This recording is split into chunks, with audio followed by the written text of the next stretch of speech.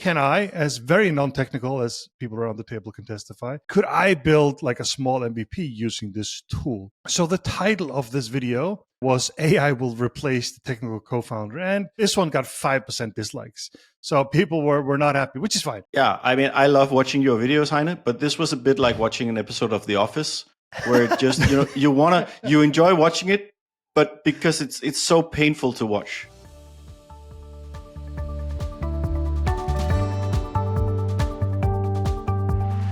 Hey everyone, this is Heini Zachariassen here, and welcome to Founders Weekly, where we tell startup stories you can learn from. Today, we're going to talk about a controversial subject. Will AI replace the technical co-founder? I've brought on the heavy hitters here today, as we have two co-hosts and no guest. We have both Theis and Hassan on, and most of you listeners will know them already. They are both founders. Welcome, Theis and Hassan. Thanks, Heine. So before we get really into this, what are your initial feelings about sort of either being replaced or the technical co-founder being replaced? I know, Hassan, you had some pretty controversial statements about this earlier when we had coffee one day. But who wants to start? I'll keep the controversy for later. Maybe Theis, start it. Start us off positively, maybe. Well, I think there's a lot of questions here, right? And obviously a lot of skepticism.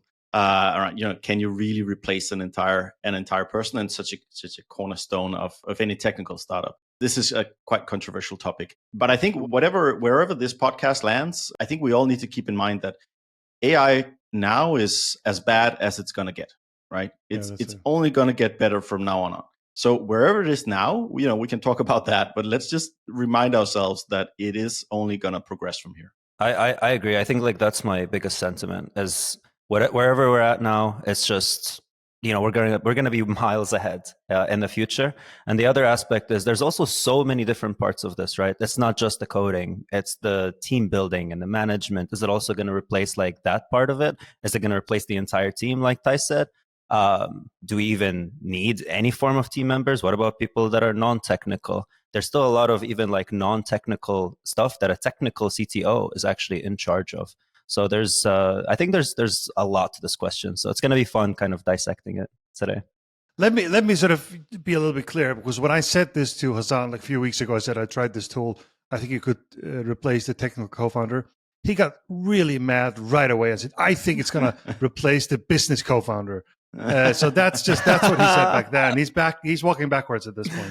I'm just keeping the drama for later. Yeah, okay. We'll get deeper into this. Let's do some storytelling first. A couple of weeks ago, I came across a tool called Replit. They claim to have a full stack AI developer. A tool that just doesn't just build a small part of something, but builds the full software, all dependency, all the stuff you have to deal with when building a piece of software. All you have to do is chat with it, just like a ChatGPT.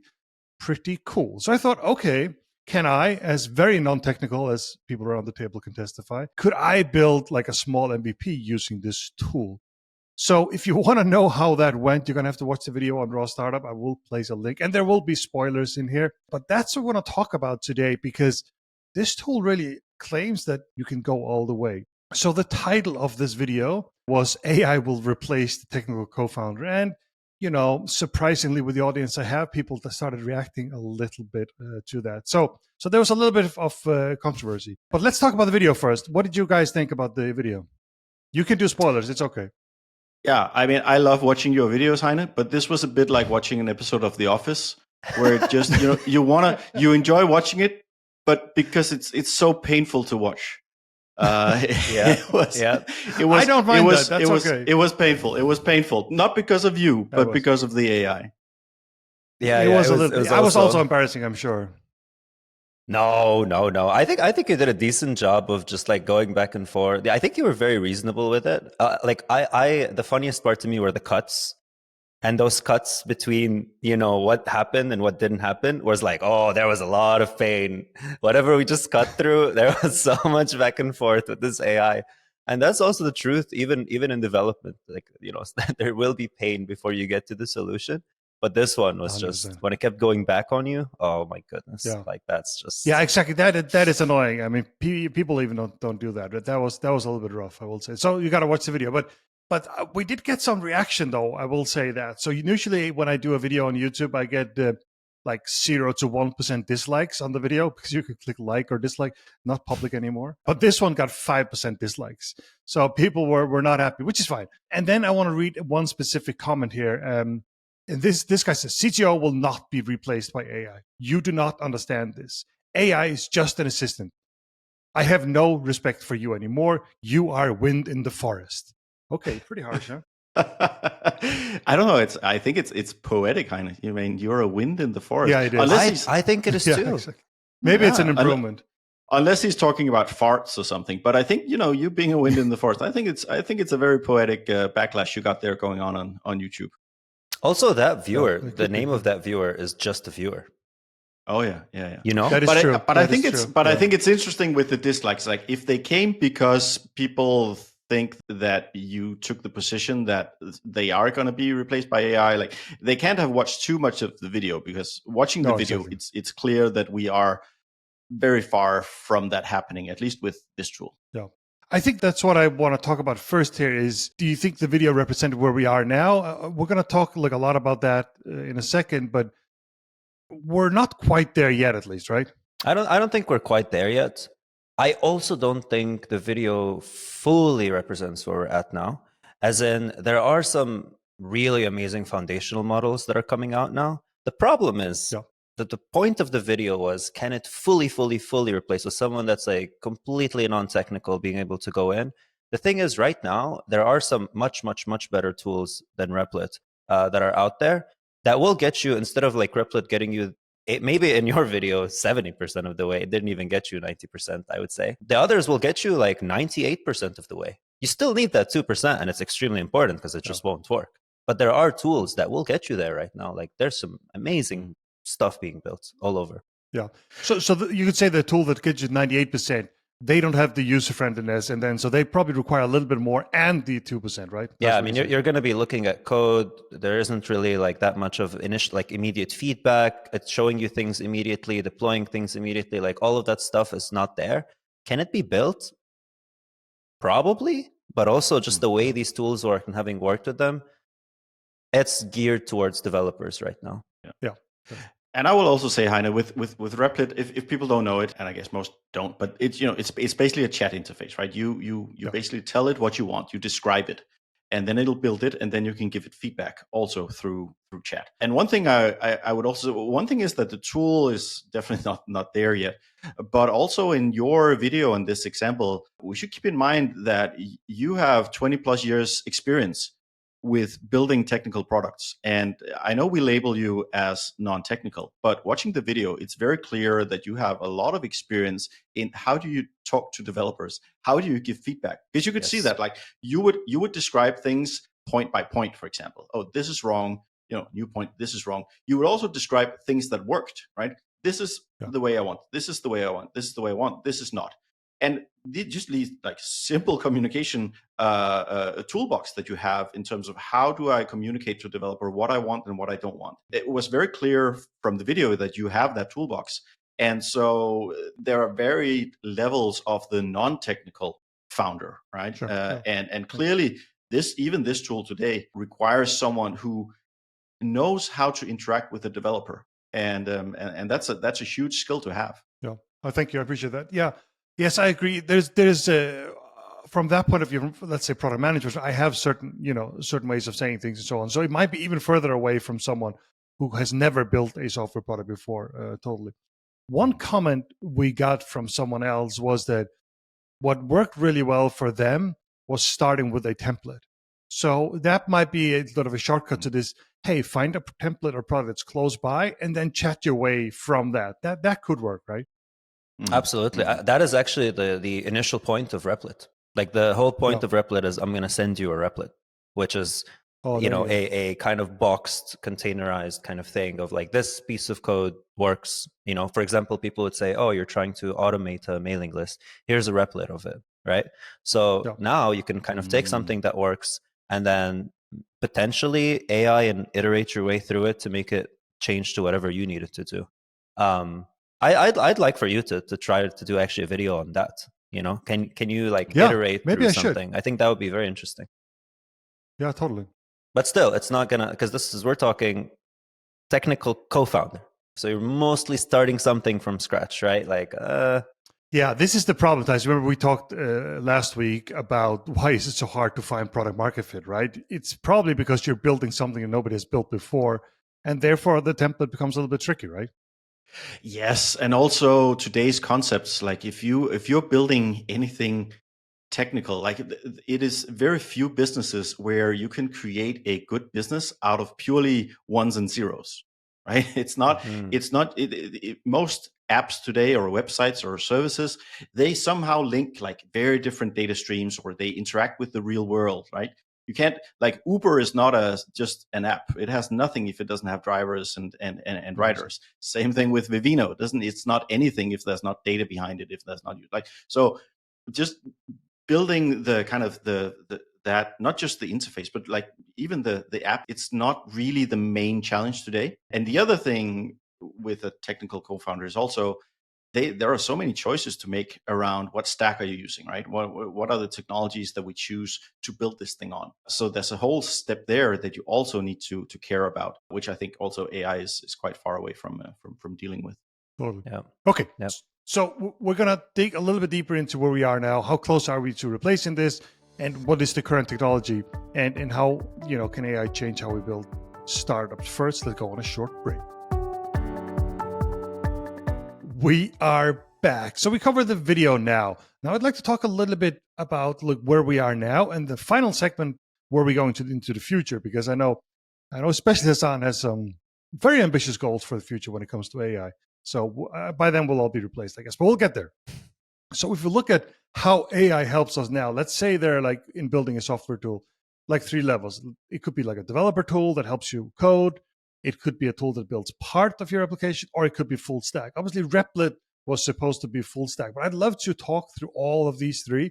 So as a developer tool, how far are we with that? I mean, Microsoft's been doing this for a long time with the Copilot and so on. Do you want to start with that, Hassan? Yeah. I mean, we have plenty. I think right now the big kind of code editor, let's just say, out there is called Cursor. And Cursor, I think I've been using Cursor for a very long time. I think mentioned it on the podcast like quite a while ago, and then somehow I think a couple of months ago it just exploded. People are using it everywhere. It basically does 2 things. So there's a code editing part. an autocomplete part where it autocompletes your code, but then there's a composer part where basically you go in there and you explain to it the problem, and then it goes and it creates a bunch of files, and you also have the option of adding stuff you already have. So this is important for the context part, for example, that was missing from the example that you were building, right? Again, this still needs a developer to understand like what the heck is going on. But in the development world right now, like that's kind of like number 1.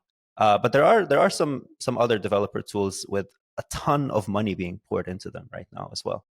So yeah, exactly. I wanted to mention Poolside, which announced yesterday that they had raised $500 million. Poolside, obviously, a good friend of ours is on there. Paul St. John is the chief revenue officer there. Congrats to him and the team. But they basically raised $500 million just now to build such a tool. For me, as an outsider, it looks like a pretty crowded area, right? Microsoft's been doing that for years. What do you know anything about this Poolside product? I mean, essentially what they're doing is they are building a new foundational model. I think a lot of these companies are like, we're essentially going to just train a single model on a shit ton of code, and good code, supposedly. Again, like a lot of these things, I am still skeptical, because what models like GPT are doing are a little bit different. So I'll actually explain it in a different way, because there's another player in the game here that's very interesting, and it's called V0 from Vercel. What they're doing is they're not building a foundational model. They're grabbing some really strong models like GPT-4, like Claude, etc., and then they're giving them access in their context to a whole lot of documentation and a whole lot of what they consider really, really good code bases, and going like, hey, this is how you do things the right way. And the things people are actually building with V0 are insane. Like they're building entire games, and it's getting like very, very far. Like people are building massive products in just like 10 minutes and stuff like that. But this is a code assistant. Is this something? Could I build that, or could I not? Yes and no, because it does auto deploy. Because their whole thing, Vercel, is they have like deployment infrastructure, but also the ultimate I guess, export of that program is a whole bunch of code, which is kind of what you want. I mean, you do want to own that, right? But I'm just not sure you're going to know what to do with that code unless it gives it to you, right? No. So, okay. So the pool side thing is a philosophy thing. They want to build their own foundational model, and there's a lot of GitHub people. I'm not sure. I don't think they have access to GitHub code, but they know how code works, I guess, right? There's one aspect that I forgot to mention, just to be fair, because it's, yes, what they do is they have their foundational model and then they fine tune it on whatever you have now. So this is, again, a lot less starting from scratch, a lot more. I'm Marriott and I have a giant code base, right? I'm going to grab this foundational model and then I'm going to learn everything that's going on in this already code base thing. And now suddenly I've just hired 1,000 software engineers that know everything about my code base and that know the core of what makes a good software developer. And then I can start prompting it. So that's like the cool thing about it, I guess. But again, it's not made from scratch, at least from what I understand. Okay, got it. Okay. So if you look at the next thing here, and this was a little bit technical, is we're getting closer to the non-technical, is AI building parts of a piece of software, right? And I've seen some of those in action, and I'm pretty sure this was Flutter Flow, which was, as an example, helped you build the front end. Obviously, they've seen a lot of front ends. That's what they do. But it was not good. Let's put it that way. It was not amazing at chatting with it and saying, build something like this. So what have you seen sort of building pieces of your software? You want me to keep going on this one? So basically, feel free to go. So yeah, I think tooling is the big part here that I think a lot of companies are missing. So, you know, if I want to build something that's going to automate some mailing lists or going to automate posting on social media, or something that I wanted to filter through some stuff, and I don't know, essentially, instead of doing Zapier, which was our kind of no-code automation tool from, it's weird to say now, back in the day. Now you can just several months ago. Several months ago from back in the day. Now it's, let me just prompt this AI to create a bunch of Python scripts for me and a panel that goes with it that can just execute these Python scripts. That does simple things. Yeah. You know, I'm going to push back on that, but people are going to hit me for this. But isn't that a lot of what a developer does, is connecting things that don't really work, meaning Zapier or whatever tools you use to. So you have a lot of things, you make sure all the things are there, and then you connect them and make sure they work. And then shouldn't an AI be able to do that? Totally. Or is that what you're saying? Yeah. That is, and I think that's what you've experienced now. It did build, like, some parts of that were great. The map was pretty good, right? There was some filtering, there was a form box, there was some error reporting. It's just that it didn't work. But the parts were there. They just weren't connected that well, right? No. So that is the challenge, is that to connect it? Because it feels like that. So building parts of it, maybe it's fine. Building a form, maybe some front end, but putting it all together, that's the hard part, right? Yeah. I mean, I don't want to go ahead in our discussion. That is the hard part. Yeah. As a developer, I'm thinking, like, if that's the hard part, we're screwed. Like, that doesn't sound like too hard of a problem to solve for AI. So I don't think, like, I think it's more than that. There's a certain bird's eye view that's going on here that we're not quite there yet. You know, and again, like, it's one thing to build a concept, and it's another thing to build a full-blown product with all of its features and having the context to build on top of that and to iterate on that. That's what we're really far away from. Not like build me Mario Kart. I might be able to do it with some models right now, you know, but how good is it going to be? I don't know. Yeah. What do you say? Yeah, no, I think we're back to where we started, which is that it's definitely possible, or it should be possible today, to kind of replicate some concepts that are out there, right? Like you say, like, can you build me a Mario Kart? Yeah, probably, right? Because we can train on that. The problems come in when it's a new thing that has never been done before. So your example in the video with a kebab review site, right? These are fairly known components of, like, okay, Kebabs we need a map. Kebabs are very well known, loved by all, and the whole, like, reviewing and a user level and logins and so on, right? These are all pretty known. The hard part comes when And it couldn't even do that. But then the further hard part comes when it's something that you haven't really seen before or thought about before. I personally think, like, if we go back a bit to the more startup situation, one thing that became very obvious in the video was kind of the limited bandwidth you had in kind of communicating with it, right? That when you do these texts, and I think there's a much more likely approach to this where we take the tools, and there is stuff out there that's trying to do this already, but like you take tools that we have today for non-technical people, like a Figma or a Sketch, where you can focus on the user experience of how you want it, right? And then you can use the AI to not just make the clickable prototypes you have today, but really try to connect that with the data layer underneath. So you can get to maybe not an MVP, but you can get to a really convincing prototype. To be honest, this is often one of the reasons why non-technical people struggle with getting started with their tech startup is that they have a challenge attracting the technical co-founder, right? And the further they can get in presenting their vision, the stronger they are. Right. This also goes towards investment and to getting other employees and anyone to get anyone excited about your startup. So if AI can help you just get some steps further down that line of creating a really convincing prototype that also looks great because you actually spent your non-technical time on the interface and on the design and so on. But now it actually somewhat works, like it's connected to a data layer, it's connected to a proper map. You can actually play around with it. It has some exception cases and so on, right? This will just make the whole communication part of trying to get your startup from zero to something to a lot easier. So I think I'm skeptical on the MVP part for the near future or even midterm future, but getting some way more convincing prototypes that you can interact with, I think is more likely. Yeah. So I want to jump a little bit here before we get back to the MVP in a second, because this is another story that came out just now. And it's about Klarna. They made the bold decision to drop Salesforce and Workday, opting to replace these platforms for its own AI-based solution. This transition is a part of a larger strategy by Klarna to streamline its tech stack, reduce reliance on third-party providers, and significantly cut operational costs. So they're taking huge platforms like Salesforce and Workday. Yeah, we're not going to do this. We're just going to build it ourselves because AI is so good now. I was surprised by this. Are we there now? What's happening? Oof. I mean, the word AI-based solutions is so loaded. Yeah, who knows what it means, huh? What part is AI-based? Are your developers using Copilot to build is like that a it? Salesforce Every developer clone? does that. Do you have a bunch of really, really smart prompting scripts that you're using that just go in and go through the entire, sale that just happened and does everything that needs to happen? Essentially, like replicates some kind of customer service agent that does all the stuff that the code used to do. This is where I still don't know what they did, but if they're doing it, we have to believe them. They are doing it. They're dropping Salesforce, they are dropping Workday, and you have to think like, what are they dropping? So what do these companies help us with?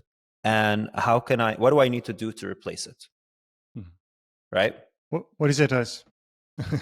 I don't know enough about Klarna in this one. I did see reactions from like Mark Benioff, the CEO founder of Salesforce, on this news, where of course he's highly skeptical of this. But clearly, what Klarna is doing is they're saying we have all this data and we don't need a third-party layer on top to interpret the data. We have our own source of truth. We have all the first level data ourselves, and we can through our AI, we can create better insights and better internal tools than Salesforce can do. And there's probably also a cost perspective in that. So I mean, I imagine that's what they're doing. Obviously, Salesforce and Mark Benioff were very, very skeptical about this. I'm also gonna be also skeptical of it, because it sounds to me like when someone drops their accountant, because now like they're gonna use like in Denmark we have this product called Economic, which is an impossible product to use. If you're out there and you're a startup and you're like really good at UX, build a QuickBooks in Denmark and you will make a killing, because there are 15 companies that do it already. I know. I'm not going to be mad. I'm not going to be really angry at them. It's just not at QuickBooks level. Let's just put it at that. No. QuickBooks makes it almost impossibly easy to be. Anyways, we're not going to go into that. But the point is, people like drop their accountant and then just like, oh, I can do all of this stuff. How hard can this shit be? But like, there's all these kind of low hanging fruits that like kind of a lot of the software has been doing in the background that you haven't even thought about, that I think Klarna's probably going to struggle with a little bit moving forward. I'm not saying it's not solvable, but the word bold move is definitely correct here, I would say. So here's one theory of what could have happened here, right? So an internal decision was made to dump Salesforce and Workday and just build ourselves. We have the size at Klarna as we're big enough to build this ourselves. And then at some strategy meeting, some PR guy said, hey, if we put AI on top of this and then announce it, it's a big story. And then that's it, right? Damn, that very well could be. That very well could be. Again, I'm always, I don't know, I guess Klarna is big enough to do this, maybe. But yeah, like I always work, I'm a very like focus on what you do really, really good, really, really well or whatever, right? Like just do that really, really well. And for them now to be building a Salesforce and a Workday, I'm not sure if that's what they hired their developers to do. No, that's true. That's true. You know? Okay, so before we get to the MVP, I have one thing I want to touch on, and that's with this AI, with these tools, full stack or not quite full stack yet. How is the role of or the split between product management and engineering? Is that going to change in a startup? And that's like we're talking all the way down to the founder, like the first and so on. But what about day to day? Is product management going to be stronger and build more, and then it goes to engineering? Any thoughts on that? Well, as I see it, the main contribution of AI now and in the near future is to the developer. Right? We will have better, more efficient developers. We will have an upskilling of developers. It's going to be easier for a low-level developer to become mid-level. It's going to be easier for a mid-level to be high-level. And that for the organization, for the company, that translates into more resources. You're able to do more with the same amount of people hired. So that's for me, like that's the first major impact. And that will empower product management to be much more efficient, because maybe now you can try out more things than you used to do. Maybe you can do more parallel tracks than you used to do. I'm not sure how much it's going to help product managers. Obviously you will have AI tools helping with analysis, data crunching. There's a lot of challenges in product management, which is about making sense of all the flood streams of data that you have coming in, right? What does this even mean? And that's one place where we know that AI can definitely make a difference. So I think on the analysis part, it can make a difference. It can make, for product management, it can make a difference in terms of how you think about your resources, the how you think about the engineering department. That you have more power available to you. Hassan? Yeah, I fully agree. I think one thing I'll add is just one thing really good product managers do is they simplify complexity, right? Like they take a very, very complex problem, very big vision, and they like kind of cut it down into small pieces, and then they assign it to different developers. I will argue here against the product managers that now I'm not sure you really need to do that. I think like one developer can now take on very, very complex tasks with the help of AI and how well AI is becoming. And even the AI itself, the best thing it can do right now, still, it's even better than code, is communicate, break things down, reason, take a document, split it into different things, create Jira stories out of an epic. It's so good at this stuff. So I think it's a two-edged sword, and everyone should be I hear what you're saying. Hassan. I think what that will do is the same thing that AI has done then for developers. It's going to make the product managers much better, right? Yes. And that's also where I think that's where we've all experienced the power of AI. If we use the tools available as kind of our overpowered assistants, right? Yes. They are AI tools today are great, like a baseline tool today, like ChatGPT, is great at just helping you structure your thoughts, right? It's great at you can spitball with it. You can kind of play mental ping pong with it and test out ideas and give me 10 arguments against this, right? Why is replacing the technical co-founder with AI a bad idea? Why is it a good idea? It'll give you like great arguments. And product managers can use the AI tools for this, right? They can use it to split out. the epic into smaller stories. And then they can apply their very well-trained human product management skills to like look at that and say, yeah, but actually there you got it wrong. And oh, that's actually great. That just saved me 4 hours of work. And now I can suddenly manage 5 teams instead of 2. Yeah, I think what you're both saying is just the muscle just becomes bigger, right? It's just you can just do, you have more resources, you can just do a lot more with AI on both sides of those. Yeah. So, but if I were to be really annoying and ask you a question and say, is the AI likely more to replace the developer or the product manager? Which would you choose?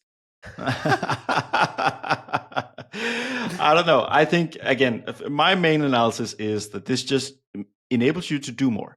If the company then decides that actually we don't need to do more, so now we're going to cut the work staff, right, the workforce by 5, because now they're just so much more efficient and we get the work we need done. We get away with that. So we actually just let people go. And in that sense, they've been replaced. That's one way to go. A lot of other companies will just look at it as like, oh, wow, now we can do 5 times more. So let's do that. And that's really up to company strategy and the position of the company and whatever market they're in. Yeah, so I think it's going to make the individuals much more efficient. And it's going to, let's say that you can choose to have whatever it is, 3 developers instead of 10. I really think it's very, very hard to go from 3 developers to 0 developers. And it's very hard. Big difference. So like the whole like replacing, I think is I'm really struggling with that, at least where these tools are now. I have to be very optimistic, kind of forecasting that out and say, yeah, they're going to replace. I think they're gonna diminish the need for how many of them you need.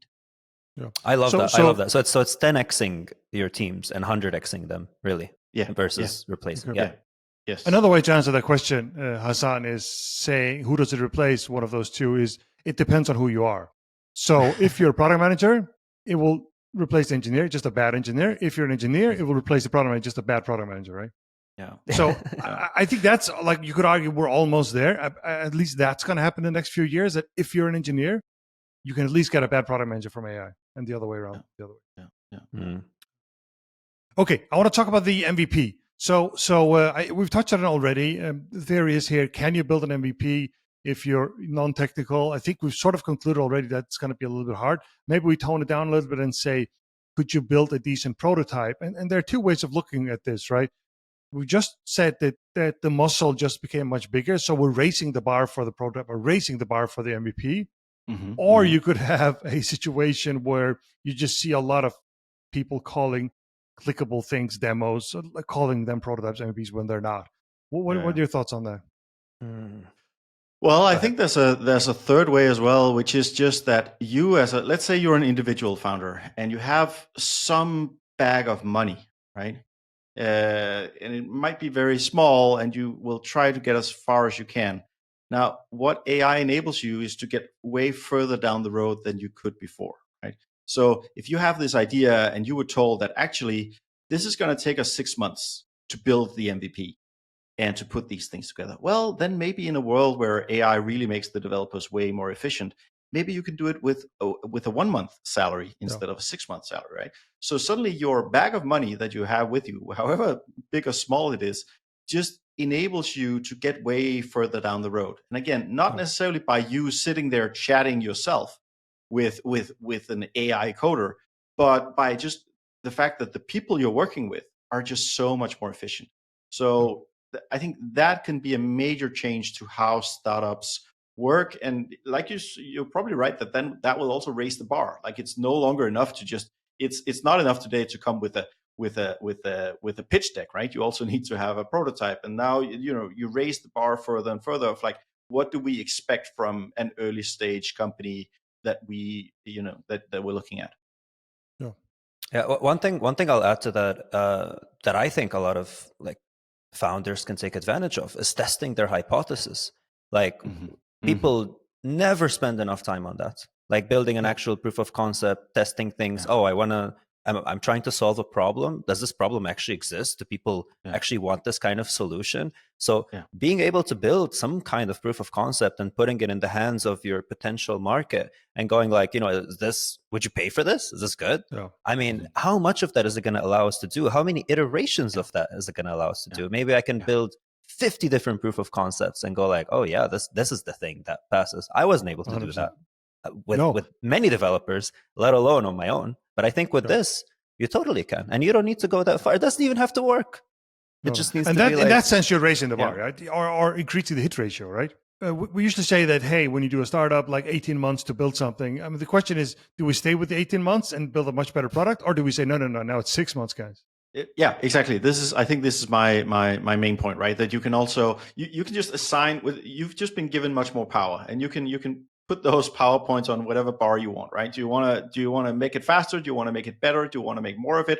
Do you want to test out 10 ideas instead of one? Like whatever you think is going to give you the most value, you can use that increased power because you have just become much more powerful with the AI around you. And the power is there. Like let's be honest. Like one thing, there's a lot of anxiety going around right now, and founders, developers, and it's basically looking at other people like, oh shit, like they're gonna hear us now and go like, wow, this stuff exists. Other people are doing it. I mean, you can do it too. So I think it's very important for founders to kind of not play victim right now and say like, oh, there's these things that can do stuff, and actually feel empowered and parent themselves. Like I parent myself all the time and go like, okay, I need to get my shit together and learn about this stuff, or I will fall behind. So it is important to go out there and see these tools and test them and take advantage, because they're there for you in the end. Yeah. And I think there is a lot of bias that you have to be aware of within yourself. Like you have that famous saying of like, it's what is it? It's very hard to understand something when your salary depends on you not understanding it. And so, when people look at what can AI do, and we talk, oh, it's going to replace product managers, oh, it's going to replace developers, this is going to replace technical found, whatever. Like it's very hard to look at that objectively when you are one of those parts. And I think that makes some people miss out on a wonderful thing that's happening right now, which is a ton of innovation and a ton of help for whatever you're doing that is just out there right now. When your title is in front of your title is replaced, then you have a hard time understanding. That's what you're saying. and like what we always say is like, you're not going to be replaced by AI. You're going to be replaced by a person with AI. So you'd rather be that person with AI, right? And when it comes to developers, Hassan, I would say, I would assume that most developers today use all these tools full on, right? If you're not doing it, this is your call to do it. I mean, it's sure. I'm not sure what the numbers are, but I assume so. Yeah. I don't think so. Okay, we are going to take a short break. When we come back, we're going to look at the future of this. So we've talked about where we are now. We keep saying, hey, something's coming, and maybe it is as bad as it ever gets. But what is the future, and when is it there? We'll be right back. Okay, we are back. So let's talk about where we're going. What will the future bring for AI and the founders? So the question here, I'm going to go straight to you, Hassan, here. So where are we going long term? And I think you might have like a bigger vision here. So I want to hear what that is. We are reaching a form of intelligence, and we're seeing it in some of the tools already now, that's so powerful, in which really like all of us can build the software, let's just call it, or the tools we need in our everyday life. And they are very like tailored and personalized for us. Like for me, the big word is generative AI, but people have been using that really for images and videos and all kinds of fucking amazing stuff, right? But and we talked about this, Heini, I think like 6 months ago in one of the very, very early episodes, where we talked about Vercel and how they were creating. And so you would prompt it, I want to buy stocks in whatever, and it would create a stock buying app for you just then and there. Like that's what it would reply with. And it would create something that would just do this one little thing for you and move on, right? And then you have the army of agents that people keep talking about. So essentially, you sit there and you talk to your butlers, and they're going to go around doing all this stuff for you, including potentially doing your job with people not even knowing it's not you doing it. I think these things are closer than we think they are. I know they seem far, but I don't think they're as far as we really think they are. And I'm talking just out of experience, honestly, especially lately, the stuff I've been able to get out of some of these like newer models, I'm just sitting there like, shit, This is scaringly good, and I don't think we should be scared about it, right? But one thing we also talked about earlier in this call is who's it going to replace? And I had the opposite view of like, oh, I think it's going to replace like the business co-founder because now like the technical co-founder can stitch things together, and this AI can actually manage people. It can talk to people really well. It can understand when they're feeling down, when they're feeling up. It can listen to their voice. It can send them pictures of their dogs when they're feeling, like what an amazing CEO. How thoughtful. But does that mean it's the end of, shall we say, standardized software? Is that what you're saying? I think like big software companies, I think they're already ending. I'm not sure Salesforce needs to have freaking 100,000 people. Why should they? No. That is the truth. We saw it on Twitter. No one wanted to believe it, and that's before AI. I'm sure it's even going to get like leaner. Well, Salesforce has 100,000 people selling their software. That's what they do. I'm sure with the latest, what is it? OpenAI yesterday released their real-time API, which, by the way, they did not build, which is kind of weird because like there's another company that does their voice, but they kind of white label it, which is weird. Okay. But anyways, that's a whole nother thing. But you can now do like real-time speech to speech, essentially doing prompting with OpenAI as an API. What this allows you to do is extremely, extremely, extremely good customer support, sales calls, etc. And we saw like their voices and their sound that you can barely tell that it's human or not or whatever. I mean, when you get Hassan talk about AI, he doesn't stop and also can, talk for a long time. But also about all kinds of. So let's see if we can get back on the founder and replacing the founder, not the entire world. But I think it is relevant that if standardized software disappears, like where's the startup at and so on, right? But if we look a little, not as long down the line, if you say, oh, this is going to be possible, then what I did in the video, I mean, of course it's going to be able to do that. I mean, it's just, I'm just going to go for a walk and have some screen in front of me and just chat with it until it's built what I want it to build, right? Exactly. Like, why not have a robot at home and whatever you ask it to do, it'll just do it. It's not going to open some app to do it for you. It's just going to build that app and do it for you. And again, it's not even an app. It's just, that is the app. That is the new interface. There is no other interfaces. Again, it's very, I don't know if futuristic is the right word, but it's weird. Yeah. It is. So how far is that out? Like, because we need to make some money before that happens, because we're not going to make any money after that happens. So how far is that out? Really hard to tell, to be honest. I don't know. If I were to just throw a number out there, I'm going to say like 10 years. Yeah, something like that. Yeah, I believe that. So if you're building a business, make sure you have some data, because software is going to be worthless.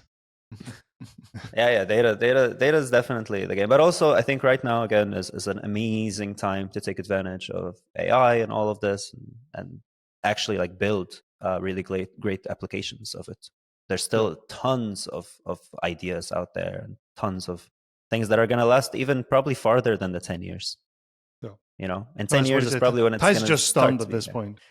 I'm so excited to hear it. Oh, I'm just listening to the wind in the forest by now. Yes, that's what it is. Yes. Yeah, no, I think one thing we need to remember with these timelines is also that it takes a long time for technology to be adopted, even these days. Yes. And so like really adopted. Yeah, like really adopted in a broad scale, right? And even though it does pick up faster and faster, there's still going to be a world for a very, very long time where the world that Hassan is talking about is accessible to a certain number of people, and it's understood by an even smaller number of people and used by an even smaller fraction of those. The future is unevenly distributed. And so it's whatever the timeline is, there's still going to be a lot of people out there who will not be using it, and where there are also all kinds of other business opportunities in that kind of market. 100%. Yeah, and we'll know them when we see them. Yeah. What happens when AI starts training AI and making AI better, right? And by the way, that is one of the core aspects of Ilya's new company. Safe superintelligence. His whole thing is sounds really safe. Sounds pretty safe. But really, like, what happens there? Like, how fast is that going to move? I don't know. I think they should read up on like European royal genetics and how that worked out for all this inbreeding is not a good idea. I look forward to all this synthetic data just making the models worse and Inbred worse. AI. That's actually that's my standard. very true. Okay, so I'm not sure how to wrap this up, honestly. But anyway, many years ahead, there will be no software. It will just be one interface we talk to. But until then, there's going to be a lot of opportunities, and we're going to embrace all of it, definitely. There are just a lot of opportunities. Just, again, use the AI. So one question we do every week is, what are you obsessed with right now? And who wants to start with that? I think Hassan should go first. Yeah, it's probably something AI. Sure, it's not. I mean, I'm not gonna hide. Like right now, I'm just honestly, I'm obsessed with the war that's going on right now. That's just the full honest truth, and I want it to absolutely stop. It's literally hitting home pretty hard as of recent, and I hope for peace. And I've been focused on that and trying to help people that are in it and try to get out of it. So yeah. I hear you. I hear you. It's horrible. Hope for peace as soon as Sorry, possible. I didn't mean the negative thing, but no, but it it's is real. It's real. It's it's horrible. Yeah. Thank you for that, Hassan. Our thoughts go to everyone who's affected by that, in also obviously in Ukraine, all over the world. But this has been it's close to your homes, Hassan. So horrible. Yeah. So Theis, that's going to be a little bit difficult to get after that. Maybe we should just end it. Go ahead, Theis. Well, yeah, sure. Well, so I'm going to switch back to AI then. I'm quite obsessed by some Gen AI these days, and it's very specific. Like from the very beginning of Gen AI, when it kind of came out, and I saw the ChatGPT models and so on. For me, it was very obvious that this is going to be amazing for game development. Because one of the things with Gen AI in like creative endeavors is it doesn't actually have to be right; it just has to look right. And Gen AI is great at looking right. Whatever the facts are underneath it, it's great at being very convincing in whatever it generates. And so for me, and one thing I've always been missing in games is this kind of the feeling of having a real world. And the thing about a real world is like it's quite dirty and it's quite random. And so like in any game where you walk down the street, it'll always just be too clean. It doesn't have all the cruft that you need. And there's no weird stuff going on, right?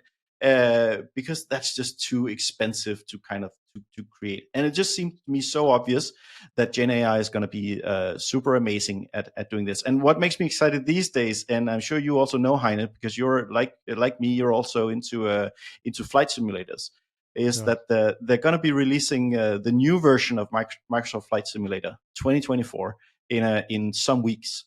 And one of the things they've done is that they've used Gen AI in their world building, and it's just such an obvious use case of like, hey, you want to create the entire planet, and in the old version they did that by taking a satellite photo of a forest, and you would have these small squares, and they would put on this kind of 2D texture on it that looks like a forest. So when you fly above it, it looks like a forest.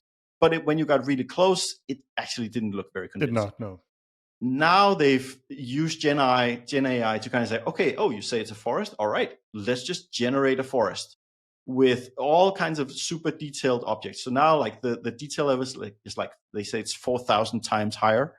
And they made this thing where you can actually jump out of the plane and walk around wherever you are on the planet. What? In a landscape that, and like I said, it's not going to be exactly my park around the corner, but it's going to look like a park. It's going to be like it's going to have all the stuff that makes it look like a forest or a beach or a park or whatever. And that's just an amazing way to use it, and I'm super excited to see that. And I think a lot of games could just benefit from this kind of approach to the world building. So that's I'm super excited about that. Damn. Yeah, it's going to be fun. I've seen pictures, and I'm sure you've seen them too, Theis. It's like you cannot see now what is what. I mean, it's just really. They tried to take pictures at the same angle, and it's like, okay, I'm not sure what is what anymore. Yeah, exactly. That is amazing. That is amazing. I was also obsessed with simulators, especially growing up. I remember like being so proud when in Microsoft Simulator 2000 or whatever, like I did my PPL. Oh, And, like, there you go. ooh, you know, and I kept like every time I'm on a plane, I kept imagining, what if like something happens to the pilots and they come back? I'm just gonna take over the plane and land us to safety. This is the dream of all flight simmers, Hassan. That's what we secretly dream of. Yeah. So obviously I have taken a PPL, so I got a little bit bored by simulators. But anyway, let's leave that. All right. So I think this is really cool, Theis, I must say. So for me, I am taking a plane to Singapore on Saturday, and we're going to have our official opening of our first ever Vivino flagship store. And I'm not going to lie, I am incredibly excited about that. I know you are too, Theis. But just seeing what we've built with a partner down there, I mean, it looks like the Apple shop for wine, Apple store for wine. I mean, it's just it's so incredibly well done with all the data, and people can just walk in. It's just a much better shopping experience that I've ever seen anywhere in the world. So excited about that. Yeah, no, it is super, and it's so interesting how you can build something digitally and be super proud of it, which I'm sure you are super proud of, Heini, and so am I. There's just something about it being in the real physical world that just brings it to a different level in kind of when you look at it, and tangibility you have inside. Yeah, it's like so tangible. Suddenly it feels real, which it is. Yeah. So it's super cool. Looking forward to seeing the pictures, Heini. Yeah, the selfies, videos, all of it. Lots of selfies, I promise you. So excited about that. Cool. So we've come to the end of another episode of Founders Weekly. Thank you, Theis, and thank you, Hassan. Thanks, Heini. And a message here, I will actually be off from the podcast next week due to the travel just mentioned, so we'll be back on the 18th of October. Please make sure you subscribe wherever you listen to podcasts and leave a review and rating. It really helps. For those of you on YouTube, check out Raw Startup, a lot of videos about building a startup. Obviously, the video we talked about in this video. This has been Founders Weekly. Now stop listening, go build something.